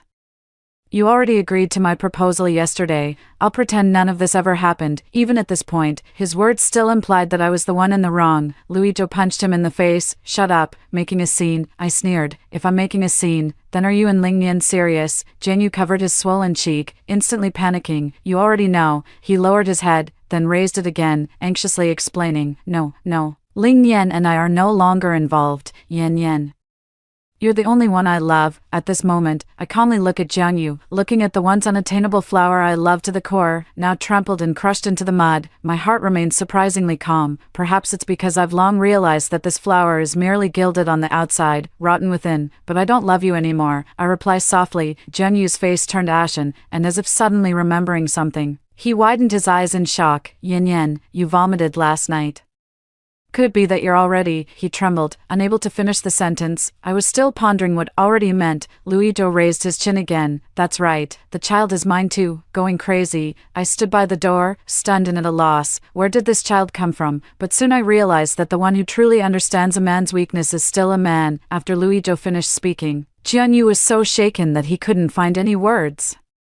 Completely losing his strength and slumping against the wall. So you two have been, exactly, this time, I was the first to admit it. Since I've already been labeled a heartbreaker, I might as well go all the way, let him fully immerse in the pain of being deceived and betrayed by his beloved. Jianyu lowered his head, his hand resting on the back of his neck, painfully clutching his hair. The veins on the back of his hand clearly visible, yet he seemed to feel no pain at all. A long time later, a suppressed sob could be heard. I'm sorry, I still lost you, Yan Yan. Yes, that girl who once loved him even while hiding it from her parents was left in a raging fire and finally woke up in pain. Opening the door to the meeting room, my mom was already anxiously waiting outside. Seeing me come out, she nervously pulled me aside and turned me around in a circle. It's good that you weren't hurt. Then she grew anxious again. Do you know how dangerous it was?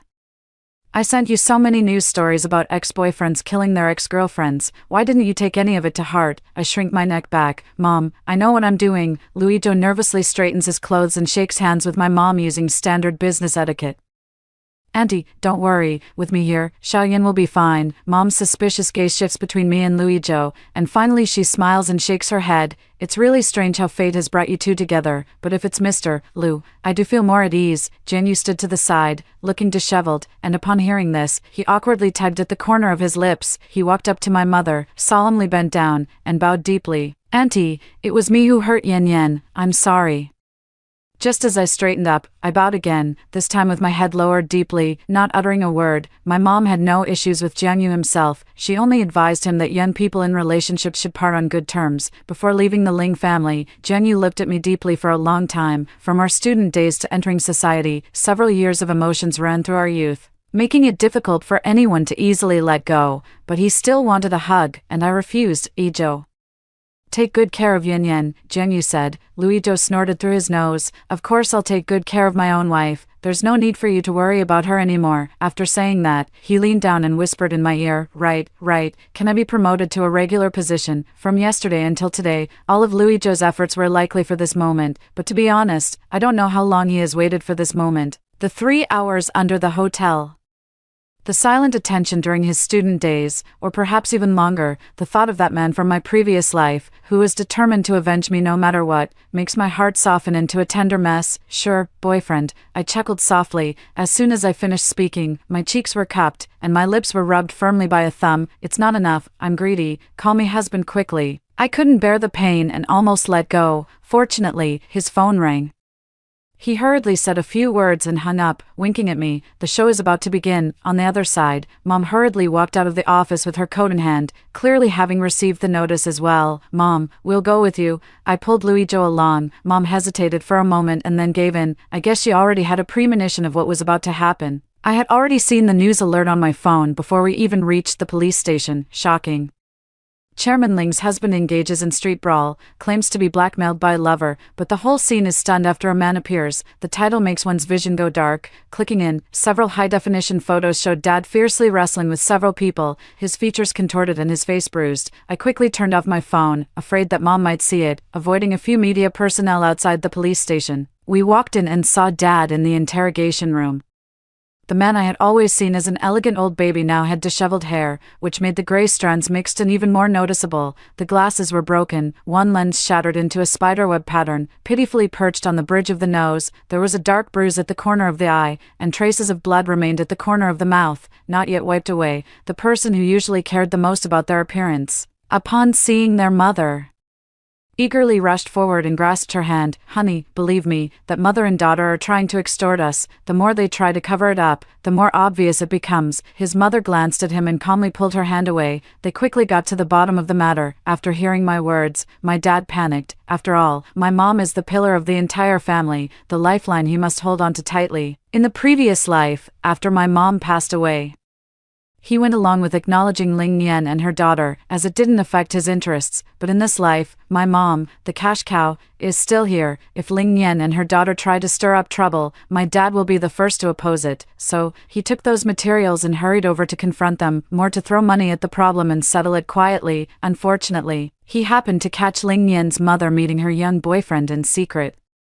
The cheating man was cheated on by his own mistress, and both men lost their tempers on the spot, fighting fiercely from inside the crab-selling shop all the way outside. The worst off was Ling Nian's mother, who tried to break up the fight with her clothes in disarray, and uncensored photos of her spread across many WeChat groups. This kind of dramatic scene is definitely worth trending on social media. I quietly glanced at Louis Zhou. Our eyes met, and sure enough, the timely appearance of Ling Nian's mother's young boyfriend was also thanks to the charm of money. It's indeed better to make a big scene, to tear all the fig leaves to shreds. Mom is someone who has weathered many storms. She admitted fault, paid compensation, and apologized, handling the entire situation with poise and tact in less than 10 minutes. Then, she borrowed the interrogation room for 20 minutes to confront Dad. Throughout the whole process, she didn't avoid me or Louis Zhou.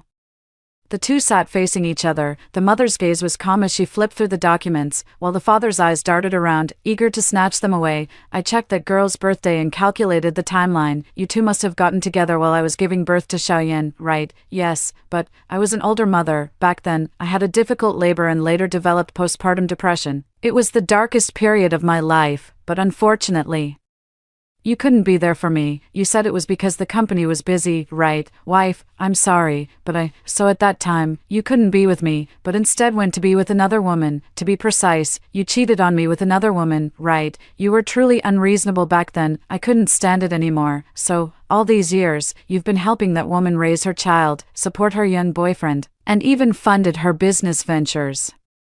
With a lot of the money taken from the company's accounts, right, wife? That woman was blackmailing me. I had no choice. In the end, my mother nodded without saying another word and turned to leave. Throughout the entire process, she didn't even glance at Ling Nian's mother, who was sobbing in the interrogation room next door. After being bailed out, my father was back to his old self, but he still followed closely behind my mother. Not daring to make a sound, Mom smoothed the hair by her ears, straightened her smart suit, and calmly walked to the entrance of the police station. Soon, several media reporters surrounded her with their cameras and equipment. Under the flashing lights, Mom wore her usual smile at the corner of her lips. Because my husband has done something intolerable, I will be filing for a divorce with him in the coming days. In the Ling Group, he has no actual control, and he left with nothing, which does not affect the company's equity distribution. Therefore, investors need not worry about the future of the Ling Group. Calm and unhurried, yet firm and resounding. On the way back, Dad wanted to get into our car, but Mom signaled Louis Zhou to shoo him away. Not long after, Mom received a call from Dad, through the receiver. His trembling voice from anger was very clear. What do you mean?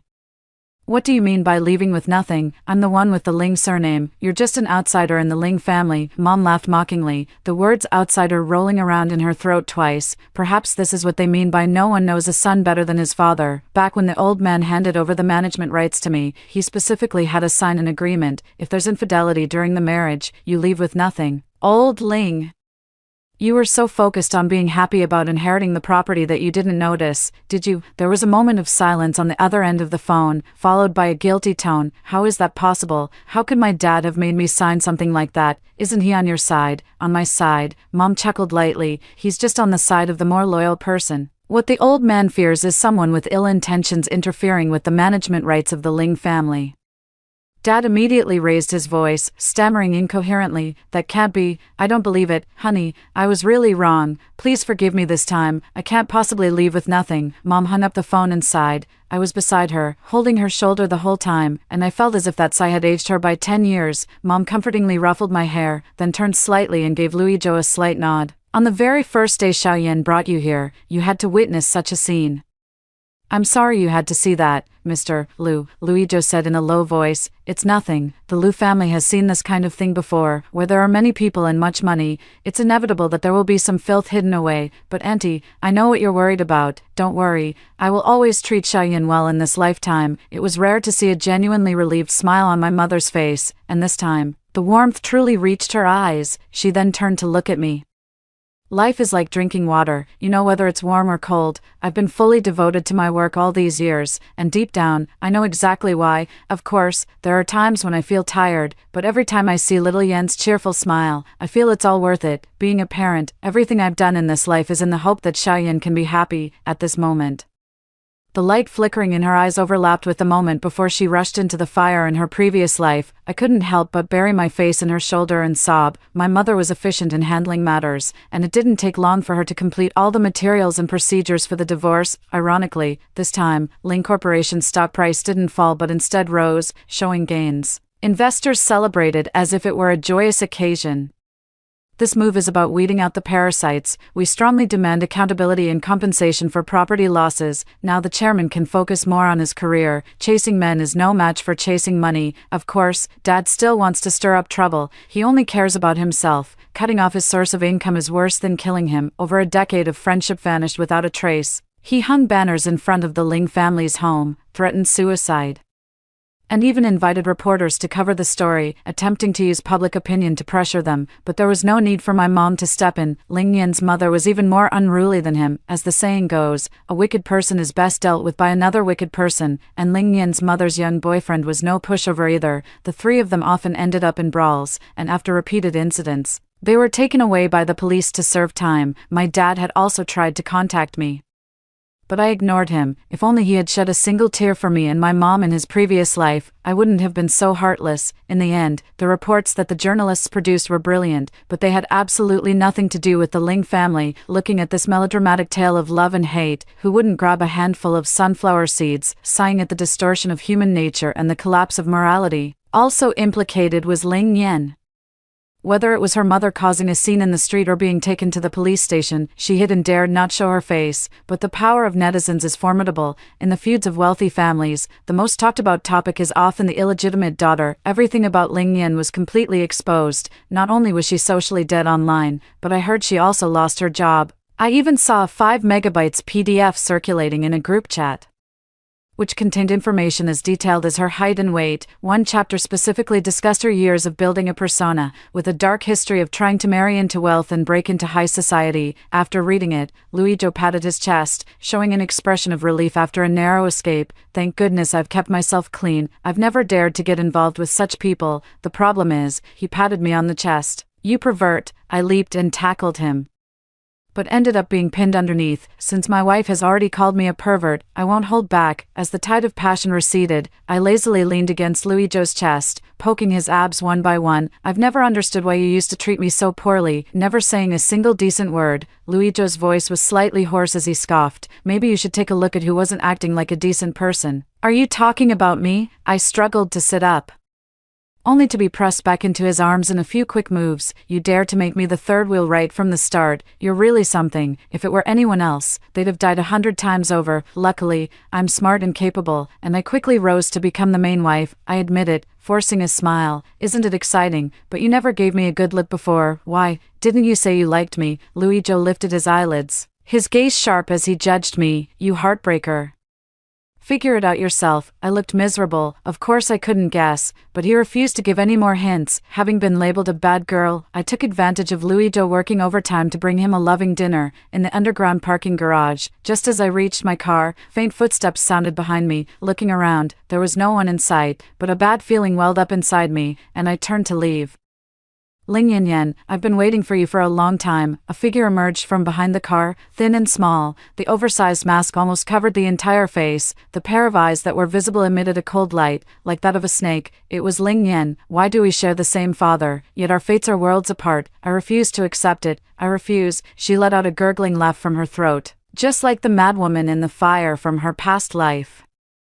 I was terrified and immediately took off running, but she was prepared, holding a bottle in her hand, and suddenly splashed a clear liquid toward me. I frantically covered my face. The anticipated pain did not come. Instead, a painful, agonizing scream erupted from in front of me. Opening my eyes, I saw Jiang Yu had somehow positioned himself in front of me. The left side of his face had been splashed with the liquid, rapidly burning and charring, visibly festering. He collapsed to the ground, writhing in excruciating pain. I hurriedly went to find water to help him rinse, but it was of no use. Sulfuric acid. It only takes 10 seconds to cause devastating harm to the human body. Ling Yan was quickly apprehended. The facts of the crime are clear. Intentional injury resulting in the victim's disfigurement, thanks to the efforts of the lawyer I hired. She was sentenced to a term that will keep her behind bars for life. Jiang Yu's injuries, however, weigh heavily on my heart. At the hospital, He finally removed the bandages from his face. The once handsome face that had captivated me was now disfigured, with corroded ears and severe burns on the face and neck, a pitiful sight, but he tugged at the corner of his lips, making indistinct sounds in his throat. Yin Yin, don't cry, this is what I owe you, and I'm willing to bear it. He pulled a tissue from beside the hospital bed and gently, slowly wiped the tears from the corner of my eye, his vision also affected. Yin Yin. I had a dream where I caused you and your aunt to perish in a fire. He only spoke the beginning, then looked straight at me. Our eyes met, and I was so startled that I grabbed his hand. Everything became clear. On the half of his face that remained intact, a faint smile hung, his eyes glimmering. Actually, from the change in your attitude, I've already guessed that the dream was probably the reality of another parallel universe. And you've experienced it too, Yin Yin. You might not believe it, but I had intended to go back and save you. However, the fire spread rapidly, and the burning decorations from the ceiling fell, blocking my way. Only later did I realize that Ling Yan had deceived me about many things. She said you were an arrogant young lady, she claimed you were the one who set the fire, and she insisted you were just toying with my feelings. But the stupidest thing is, I believed it all, in front of you. I've always been too insecure, unable to trust your feelings. I was truly foolish. After waking from the dream, I tried my best to protect you, to keep you, but unfortunately, it was already too late. I still lost you. It really was too late. At the moment I was engulfed in flames. I truly wanted to ask Jiang Yu whether he had ever loved me, but after going through everything, I no longer care about a simple declaration of love or not. Actions speak louder than words. Not a parallel universe. That truly happened to us, I explained with a light laugh. You can think of it as the previous life, and rebirth. Jiang Yu, did you know, hell truly has 18 layers. I climbed through each one to earn the chance to return to the human world. I once thought that what kept me rolling through mountains of knives and seas of fire was my hatred for you, but given a second chance, I realized that what I care about more is love and gratitude. All those things you mentioned are in the past, and I hope you can move on as well. Thank you for saving me. If you ever need anything in the future, you can always reach out to me or Louis Zhou. Jiang Yu's previously bright gaze completely dimmed. Leaving the ward, I was pulled into an embrace without a word. Louis Zhou sucked and bit my earlobe, his breath urgent, biting down with such force that it stung. Tell me quickly, what was my fate in the previous life? Did I go to save you? Why is it you and him who get to be reborn? I refuse to accept it. I want to spend 2 lifetimes with you too. I've grown accustomed to Louis Zhou's behavior, acting like a domineering CEO outside, yet showing the intelligence of a 3.5-year-old in front of me. I nudged him. That hurts, be gentler. Many memories from my past life are ones I'd rather not revisit, but whenever I felt like giving up or retreating while walking through the 18 layers of hell, the figures of my mother and Louis Zhou would flash before my eyes. You always speak to me with sarcasm and never say what you really mean. I never expected you to be in such a hurry to become the other woman. In my previous life, I invited you to my engagement party, but you threw the invitation right in my face, straight into the trash can. After I died, you let yourself become a wreck, more insane than Ling Yan, and in the end, you drove straight into them. I laughed while reaching out to touch his constantly bobbing Adam's apple. Louis Zhou tightened his grip on my waist, as if afraid of losing me. Fortunately, in this lifetime, we didn't miss each other. She glared at me reproachfully, her tone full of grievance. It's all because you have poor eyesight. You never even looked at me properly. You say you're not a heartbreaker, but I don't believe it. We were betrothed since childhood, and when my father took me to your house to discuss the engagement, you didn't even show your face. You just casually said you had someone you liked and brushed me off. That was one of the most embarrassing moments of my life, and the second most embarrassing moment was agreeing to be your mistress. After that scolding, I was stunned. I don't remember that incident at all, but I couldn't argue back, or it would only confirm my status as a heartless woman. No wonder Mom joked before that our connection is quite unusual. So it turns out, in our previous lives, we missed each other so many times. Fortunately, in this life, we've firmly held on to each other. Don't worry, I'll treat you well from now on and never be a jerk again, I promise. Louis Zhou lowered his head, looking at me with upturned eyes. What about the child? What do we do? As he spoke, he punched the wall in self-abandonment. Forget it. No matter whose it is, they'll have to recognize me, Louis Zhou, as their father. I looked at the man who had instantly completed his self-persuasion and stammered out, is it possible that I'm actually not pregnant? Ah, a flicker of delight flashed in Louis Zhou's eyes, the corners of his mouth nearly curling up to the sky, but then he quickly restrained himself, his brows slightly furrowed, feigning regret. That's such a shame, but we still need to have a child. Don't worry, your husband is here to help you. Help me. Help with what? In the midst of my shock, I had already lost control over my body. No, That's not what I meant. It's fine. I insist on understanding it this way. After hearing the 2 stories above, what are your thoughts? Feel free to share your opinions in the comments section. Looking forward to hearing from you. If you liked this story, don't forget to like it, share it, and subscribe to my channel. See you next time.